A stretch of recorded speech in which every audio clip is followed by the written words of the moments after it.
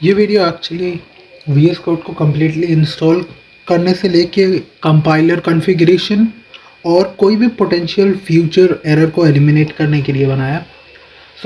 इस वीडियो में आपको सिंपली दो चीज़ इंपॉर्टेंट है डाउनलोड करना, वो है वीएस कोड इंस्टॉलर और मिंची डब्ल्यू। वीएस कोड इंस्टॉल करने के लिए आप सिंपली यहाँ से इसको सर्च कीजिएगा वीएस कोड, डाउनलोड पे क्लिक करके आप विंडोज़ के लिए डाउनलोड कर सकते हैं, Debian, RPM and macOS।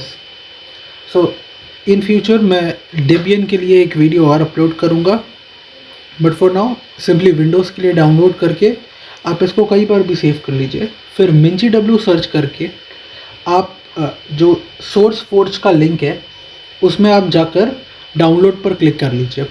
Download पर क्लिक करने के बाद वो ऑटोमेटिकली डाउनलोड स्टार्ट हो जाएगा। उसको सेव करने के बाद आप जहाँ भी दोनों फाइल्स को सेव किया था वहाँ आ जाइए, वीएस कोड इंस्टॉलर को ओपन कीजिए और सिंपली जैसे इंस्टॉल करते हैं वो इंस्टॉलेशन पे क्लिक कीजिए। अब यहाँ पर ये अदर में 4 ऑप्शंस आते हैं। आपका नेटिवली 2 ऑप्शन अनटिक रहेगा, जो ओपन विथ का ऑप्शन है वो दोनों अनटिक रहेगा। आप वो दोनों को टिक कर लीजिए, क्योंकि इससे आपको फ्यूचर में आप खोलने में, मतलब कोई भी कोड खोलने में आसान होगा। जैसा आप देख सकते हैं स्क्रीन पे, ओपन विथ कोड का ऑप्शन जो है वो मुझे है क्योंकि मैंने ऑलरेडी उस ऑप्शन को क्लिक करके इंस्टॉल रखा है, बट आपको वो नहीं आएगा। आप वो दोनों को टिक कर लीजिए और वो आपके हाथ में कि आपको अगर डेस्कटॉप आइकन बनाना है कि नहीं। फिर आप नेक्स्ट कर लीजिए, इंस्टॉल कर लीजिए। इंस्टॉलेशन प्रोसेस कंप्लीट हो जाने के बाद हमारे पास वीएस कोड आ गया। मीन्स हमारे पास जो एक प्लेटफॉर्म है जहां हम कोड लिखेंगे, लाइक अ नोटपैड हमारे पास कोड करने का आ गया। अब विंडोज़ के पास कोई नेटिव कंपाइलर नहीं है, तो अब हम नेटिव कंपाइलर के तौर पे मिंची डब्ल्यू इंस्टॉलर को इंस्टॉल करेंगे, जिसमें हम लोग को कंपाइलर इंस्टॉल करना है। जो अभी ये मिंची डब्ल्यू है वो एक्चुअली एक मैनेजर है। तो यहाँ पे आप देख सकते हैं मैंने ऑलरेडी इंस्टॉल कर रखा है, तो वो मुझे एरर दे रहा है। मैं री इंस्टॉल पे क्लिक करके इस सेम प्रोसेस से इंस्टॉल कर लूँगा वापस से। तो इसको इंस्टॉल होने देते हैं थोड़ी देर। जब तक ये इंस्टॉल हो जाएगा, इसके बाद आपको बस सिंपली इसको ओपन करना है। आप जस्ट वेट कीजिए, देखिए आपको वहाँ कंटिन्यू का ऑप्शन आ गया, कंटिन्यू पे क्लिक कीजिए। और आप यहाँ पे आप किसी पे भी क्लिक मत कीजिए एक्सेप्ट GCC G++। आप देख सकते हैं ऊपर मैंने बेसिक सेटअप पे क्लिक किया और मैं ले जाकर वहाँ पे GCC G++ पे सिलेक्ट करके उसको जो बॉक्स है उसके ऊपर क्लिक करूँगा और वहाँ पे क्लिक कर दूंगा मार्क फॉर इंस्टॉलेशन, और इंस्टॉलेशन पे जाके अप्लाई चेंजेस पे क्लिक करूँगा और यहाँ पर बस आपको इंस्टॉल करना है। अब ये चीज़ इंस्टॉल होने में कुछ टाइम लगाएगा।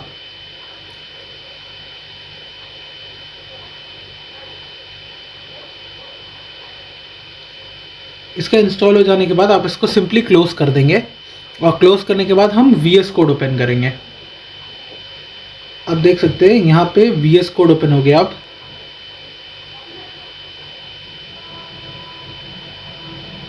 यहाँ पे ये वीएस कोड ओपन हो गया और आपको ये स्क्रीन आएगा।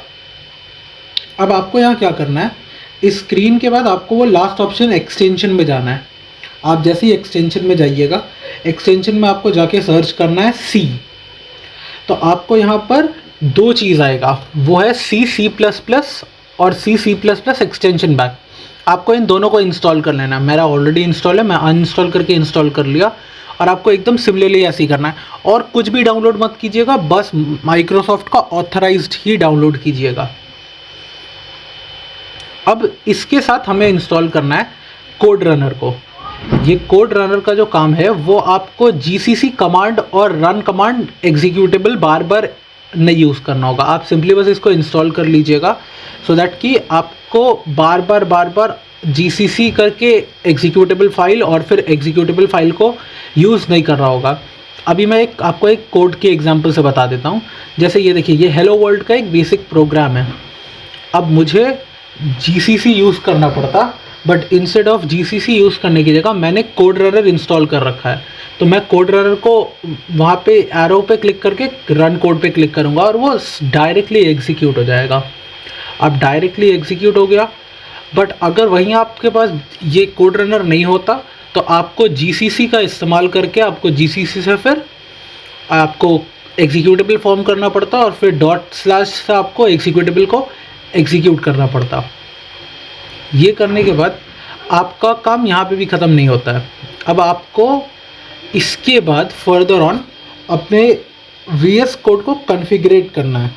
VS कोड में कॉन्फ़िगरेट ये करना है कि आप जब फ्यूचर में स्कैनअप फंक्शन को यूज़ कीजिएगा तो आपको स्कैनअप फंक्शन में एक एरर आएगा कि वो प्रो कोड काम ही नहीं करेगा, वो बस आपको एक टर्मिनेट करने का ऑप्शन देगा।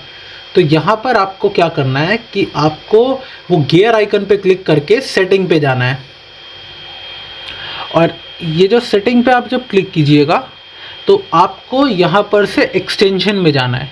एक्सटेंशन में जाने के बाद रन कोड कॉन्फ़िगरेटर में जाना है, और रन कोड कॉन्फ़िगरेटर में जाने के बाद आपको बस नीचे स्क्रॉल करते जाना है, और आपको मेरे स्क्रीन पे दिख रहा होगा कि मैंने यहाँ पर इसको ऑलरेडी टिक करके रखा है, that is run in terminal.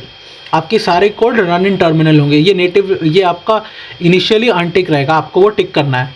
और फिर यहाँ पे save all file before run और सेव फाइल बिफोर रन, ये 3 ऑप्शन को आपको टिक कर देना है। बिकॉज आप अगर मान लीजिए कोई कोड आप जस्ट करते हैं, अगर आप कोड लिखते हैं और आप उसको रन करने का ट्राई करते हैं तो वो आपका प्रीवियस कोड के फॉर्म में ही रन होगा, ना कि जो आपने चेंजेस बनाए थे। ये करने के बाद मैं आपको बस एक स्कैनअप फंक्शन का एग्जांपल दिखा देता हूँ। मैंने अनटिक करके रखा है, तो मैं जब स्कैनअप फंक्शन को यूज़ करूँगा एक कोड के थ्रू, तो मैं आपको दिखा रहा हूँ आपको एरर क्या आएगा इस केस में। यहाँ पर देखिए, ये जो स्कैनअप फंक्शन है, मैं यहाँ पर इसको क्लोज़ कर दूंगा, इन दोनों चीज़ों को। देखिए यहाँ पर मैं रन इन टर्मिनल को अनटिक कर दिया और अब मैं स्कैनअप को एग्जीक्यूट कर रहा हूँ। देखिए इस कोड में स्कैनअप है, ये फंक्शन आप फर्दर ऑन पढ़ेंगे या अगर आप कर चुके हैं तो देखिए मुझे वहाँ पे कोड इज़ ऑलरेडी रनिंग का एक एरर आ रहा है। अब ये देखिए मुझे टाइम आ गया 12.647 सेकेंड्स पे मैंने कोड रन हुआ, बट कुछ हुआ नहीं। अब जैसे ही मैं रन इन टर्मिनल पे क्लिक करूँगा, यहाँ रन इन टर्मिनल पे क्लिक करने के बाद मैं इन सब को क्लोज कर दिया और अब मैं कोड को एग्जीक्यूट कर रहा हूँ। तो देखिए वो मेरा कोड टर्मिनल में रन होने के बाद मेरा वो कोड मैं इनपुट कर रहा हूँ और मुझे एक आउटपुट दे रहा है। तो ये ही था आपका कंप्लीट इंस्टॉलेशन प्रोसेस और सारा एरर सॉल्व करने का, जो पोटेंशियल एरर्स आपको इन फ्यूचर आ सकता था जब आप कोड रनर यूज़ करेंगे या कोडिंग को स्टार्ट करेंगे।